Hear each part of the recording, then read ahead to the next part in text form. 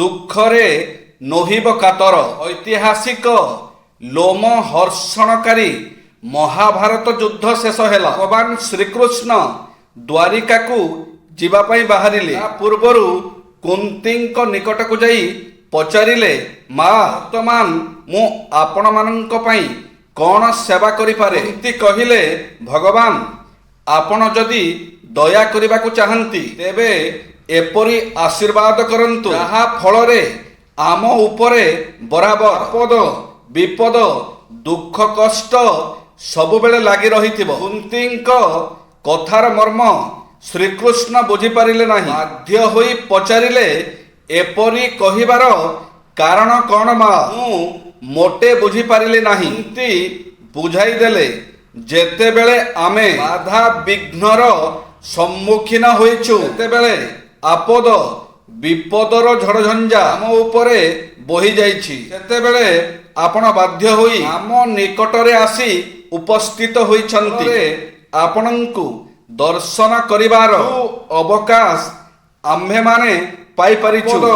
ବିପଦ ନ ଆସିଲେ ଆପଣଙ୍କ ଦର୍ଶନରୁ ବଞ୍ଚିତ ହେବାକୁ ପଡ଼ିବ। ତେଣୁ ମୋର ଇଚ୍ଛା ଗୋଟାକ ପରେ ଗୋଟାଏ ଆମ ଉପରେ ଲାଗି ରହିଥାଉ। ବିପଦ ସମୟରେ କଦାପି କାତର ହେବେ ନାହିଁ। ସବୁବେଳେ ଏକଥା ମନରେ ରଖନ୍ତୁ ଯେ ସର୍ବଦ୍ରଷ୍ଟା ସେହି ଈଶ୍ୱର, ଅତ୍ୟନ୍ତ ଦୟାମୟ ସେହି ଶକ୍ତିଶାଳୀ ପ୍ରଭୁ ଆପଣଙ୍କ ଉପରେ ସବୁବେଳେ ଦୃଷ୍ଟିପାତ କରିଛନ୍ତି। ଆପଣଙ୍କ ଦୁଃଖ ଦୁର୍ଦ୍ଦଶା ଲାଘବ କରିବା ପାଇଁ ସବୁବେଳେ ସେ ସଚେତନ ଓ ତତ୍ପର ହୋଇ ରହିଛନ୍ତି।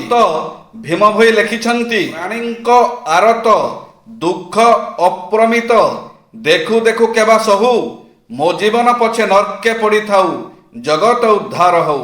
ଜିତିବାର ଅଛି ତ ପ୍ରେମକୁ ଜୟ କରନ୍ତୁ, ପିଇବାର ଅଛି ତ କ୍ରୋଧକୁ ପିଇ ଯାଆନ୍ତୁ, ଖାଇବାର ଅଛି ତ ଦୁଃଖକୁ ଖାଇ ଯାଆନ୍ତୁ, ନେବାର ଅଛି ତ ଦୁଇ ହାତରେ ଦାନ କରନ୍ତୁ, ନେବାର ଅଛି ତ ଅନ୍ୟଠୁ ଜ୍ଞାନ ନିଅନ୍ତୁ, କହିବାର ଅଛି ତ ସତ୍ୟ କୁହନ୍ତୁ, ଫିଙ୍ଗିବାର ଅଛି ତ ଈର୍ଷାକୁ ଫିଙ୍ଗି ଦିଅନ୍ତୁ, ରଖିବାର ଅଛି ତ ନିଜ ସମ୍ମାନ ରଖନ୍ତୁ, ଛାଡ଼ିବାର ଅଛି ତ ମୋହକୁ ଛାଡ଼ନ୍ତୁ, ପଢ଼ିବାର ଅଛି ତ ନିଜ ଜୀବନକୁ ଗଢ଼ନ୍ତୁ, ଯିବାର ଅଛି ତ ବାପା ମାଙ୍କୁ ପୂଜା କରନ୍ତୁ।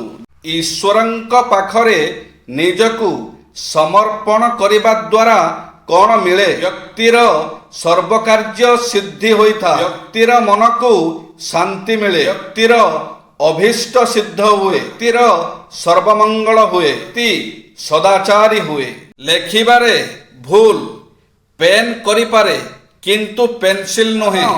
ତା ପାଖରେ ତା ସାଙ୍ଗ ଥାଏ ରବର। ସେହିପରି ଯେପର୍ଯ୍ୟନ୍ତ ସଚ୍ଚା ସାଙ୍ଗ ତୁମ ପାଖରେ ଥିବ ନା, ତମ ଜୀବନର ସବୁ ଭୁଲକୁ ଆପଣଙ୍କୁ ଗୋଟେ ମଣିଷ କରି ଗଢ଼ି ତୋଳିବ। ମନ ଜୟ କଲେ ଜଗତ ଜୟ। ଥରେ ଜଗଦ୍ଗୁରୁ ଶଙ୍କରାଚାର୍ଯ୍ୟଙ୍କୁ ତାଙ୍କର ଜଣେ ପଟ୍ଟଶିଷ୍ୟ ପ୍ରଶ୍ନ କଲେ, ଗୁରୁଦେବ, କେଉଁ ବ୍ୟକ୍ତି ଅକ୍ଲେଶରେ ଜଗତକୁ ଜୟ କରିପାରେ? ଈଷତ୍ ହାସ୍ୟ ପ୍ରକାଶ କରି ଗୁରୁଦେବ ତତ୍କ୍ଷଣାତ୍ ଉତ୍ତର ଦେଲେ, ଯେଉଁ ବ୍ୟକ୍ତି ନିଜ ମନକୁ ଜୟ କରିପାରେ ସେ ହିଁ ସହଜରେ ସାରା ଜଗତକୁ ଜୟ କରିପାରେ। ବାସ୍ତବିକ ମନୁଷ୍ୟ ସବୁକିଛିକୁ ଜୟ କରିବାରେ ସମର୍ଥ ହୋଇପାରୁଛି, କିନ୍ତୁ ନିଜ ମନକୁ ଜୟ କରିବା ପାଇଁ ଅର୍ଥାତ୍ ମନକୁ ନିଜ ଅଧୀନରେ ରଖିବା ପାଇଁ କଦାପି ସମର୍ଥ ହୋଇପାରୁନି। ମନ ହିଁ ମଣିଷକୁ ଏତେ ହନ୍ତସନ୍ତ କରୁଛି। ପ୍ରଥମେ ମନକୁ ଜୟ କରିବା ପାଇଁ ପ୍ରାଧାନ୍ୟ ଦିଅନ୍ତୁ। ଏହି ମନ ଯେବେ ପ୍ରସନ୍ନ ହୋଇବ ଦିଅଇ ଅଭୟ ବର। ଏହି ମନ ଯେତେ ପ୍ରସନ୍ନ ନୁହୋଇ କରୁଥାଏ ନାରଖାର। ଜୟ ଶ୍ରୀ ଜଗନ୍ନାଥ।